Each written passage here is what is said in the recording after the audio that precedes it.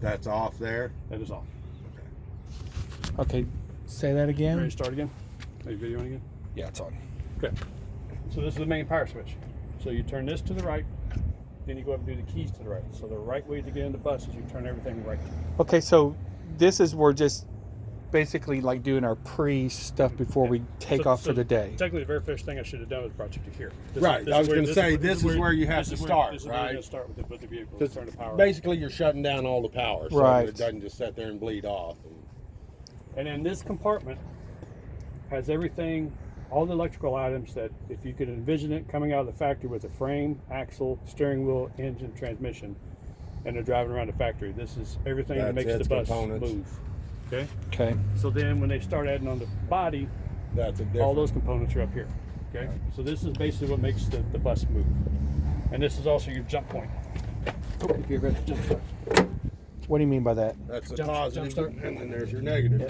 Positive Oh, wired you into jumped your up. battery. Okay, yeah. Okay. Okay, so So starting off, coming up to the bus, you're going to open this up, turn this to the right, then you're going to go to the door, turn the key to the right, turn the latch to the right, and then you're inside the bus. should this be off every night? Yes. Yeah, there's always a dead short in the bus somewhere. It'll drain it. So turn it off. Yeah, Okay. every time it's we an do. isolation deal, so it's stopping it right at the batteries. It's not Right. going to anything else. So then the way I tell my drivers is lefty locky. Right way to get in the bus, lefty locky. You want it on there, Okay. Turn the latch to Lefty the light. latch, Right. power to the left. because the batteries are what, Okay. 250 a pop? Three? Yeah, probably. No, they're about two. I'm gonna say they're Okay. right around that ballpark. I know All right. last time I was. Okay. While we're back there, it's going over the engine. While it's not running. Damn, that's a big one. Radiator, coolant fan, coolant linkage, belts, Those belt are loose. tensioner. Not real bad. No, that's good. These have their own tensioners too. Okay. Water pump. This is your air pump. Oh, Sorry, that's AC. Water pump. Alternators. Transmission check. Oil check. Fuel Power pump. steering. Power steering pump. Fuel pump. Air pump. AC compressor. Exhaust. Okay. So, water pump. Alternators. Transmission check. Oil check. And fill on this one. Power steering pump. Fuel pump. Air pump. There's your power steering reservoir. Here's your oil fill. Show me And there's your fuel primer if you need to, which we've never To had. reprime it? Yeah. Okay, that's what I was going to ask you. We've only about. had one. We've had 13 of these. There's only one of them we've had to prime. how did you guys like this particular bus? I mean, this is a good bus. Yeah, we're buying new ones. Nice. I'm going to convert it into like a travel trailer. That's awesome. Yep. You got a very Oh, good deal it's for a that. cat motor. You said it was coming. This is also your. I guess the new ones are Cummins, the new buses, because all the specs I was looking at was on a new one, not on a 2010. Is cat even putting them out? Yep. I should say they stopped on road. This is one. This is a marine engine with a dump truck transmission. So there's going to be a switch inside of here that that's going to take to make it shift smoother. Okay. So What tranny's in here then? It's not the Allison. Yeah. The new ones have Allison transmissions, so this is an Allison. Okay. Is this the 350 horse that you know of? Yep. Don't know. Okay. Okay. Oh, there you go. Stupid design number 2. Here's your coolant fill. Oh yeah. So you take a hose or a funnel, put up here, Right. and you're holding the jug, and it's still running down your arms. Right. But you try to get in there, you're going to run it all over. And this is your coolant Are check. you a service guy or are you a dispatcher or what are you? I am the general manager. I was Okay. going to say he's the lead guy that still has Indeed. to walk the dumbasses through it all. Yeah. Okay. Sorry. So see inside there, you're going to see a water level wiggle up there. Can you see that? Yes, sir. I So did. that's how you check it. You Okay. Put some light up to it. Yep. Come Yep. down. Yep. Okay. Now, here's the low coolant sensor. So if you draw a straight line across to here, if the coolant level is right here, Yeah, it's gonna pull out. and you're parking with the nose downhill, you're gonna get a low coolant light.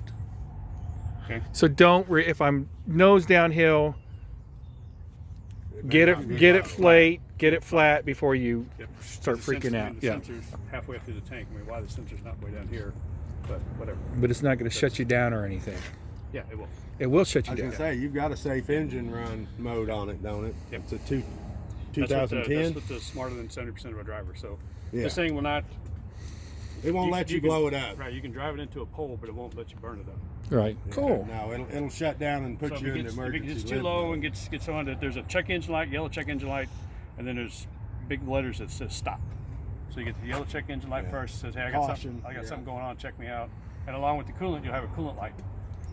And then if you don't attend to it like it wants you to, it's going to give you the stop light, and then you have either 10 seconds or a tenth of a mile or something like that to get pulled not over real because far, it's, yeah. going to shut itself off. And you said this is transmission here. Transmission. Is it just like a regular car that you're gonna?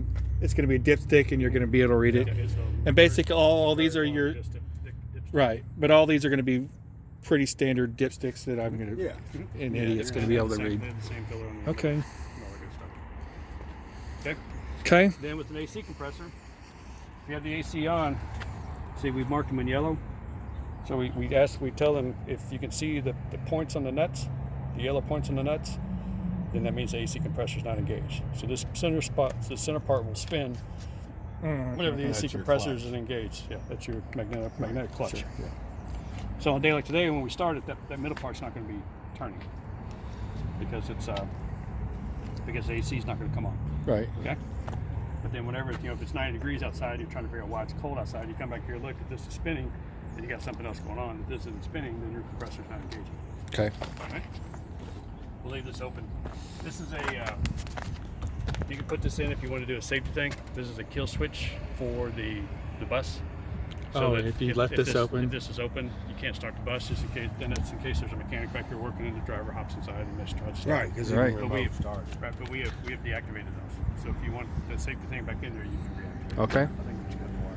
Yeah, there's a wire right there. Oh, so it doesn't go below it. I got you. Okay. Which probably wouldn't be a bad idea to have on there. And this is everybody's favorite part of a bus. Shitter. I thought that was the wastegate I saw back there. So, the tank inside is a self-contained unit. It flushes what you have in there. Okay.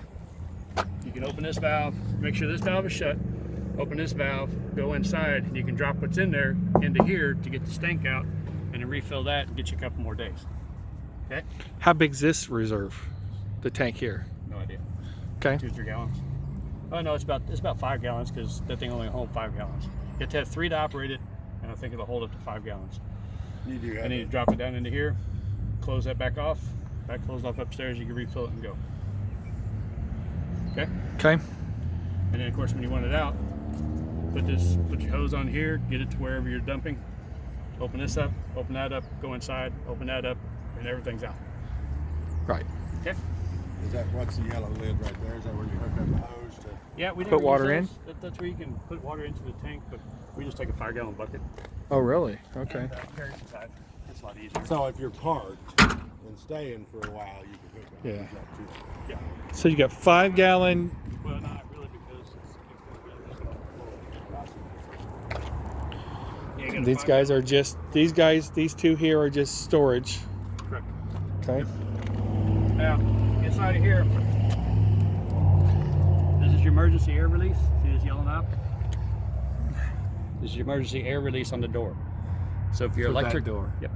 So Okay. you can turn this and it'll release all the air pressure out of the door. Okay. Okay. Also, if the electric parts aren't clicking and clunking, way back in here is a Manual plunger. pull. There's a manual plunger. You see that? Not yet, but maybe your finger. My fingers on it. Okay. Okay. Okay. It's a manual plunger. It's about that big around. Gotcha. And this is where you fill it there. Correct. Do you have to put the special urea in it? Or, I mean, you have to add anything to it, or just like What was your question? Fuel? whether you had to have a urea tank or if it's just a straight diesel tank? Nope, no definitely. Does it? And it doesn't have the purging exhaust on it? It is not. It has the, Self-generating, I mean? Yeah, the regen system. Yeah. The regen system. Yes. It does have that on it? Yes. Okay. I guess I should have showed you That's a high dollar fucking muffler, by the way. Here's your restroom. You can keep this one on here. So again, that's a self-contained unit, just like a camper. And there's a lever on the bottom of it that you dump it out, and then there's a gauge on the back.